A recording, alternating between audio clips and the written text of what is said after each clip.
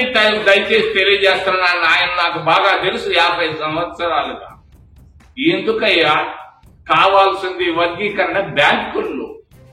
బ్యాంకుల్లో దేశ సంపద ఉంది, లక్షల కోట్లు.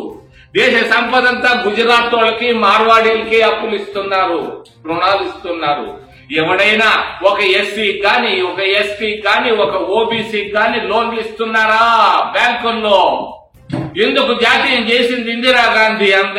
దేశ సంపదను అందరూ పంచుకోవాలని. ఎక్కడ పోతుంది సంపద అంతా? గుజరాత్ మార్వాడీలకే పోతుంది కానీ, అదానీలకే పోతుంది కానీ, దేశ సంపదలో అందరూ భాగస్వాములు ఎక్కడవుతున్నారు? బ్యాంకుల్లో సంపదలో వర్గీకరణ కావాలి.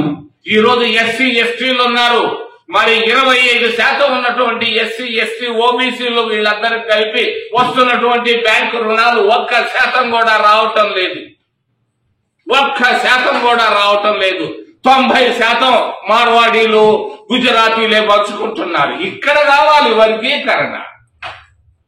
నర్సుల పోస్టుల్లో కాదు, జూనియర్ ఇంజనీర్ పోస్టుల్లో కాదు. ఎవరికి చెవులో పువ్వు పెడుతున్నారు మీరు?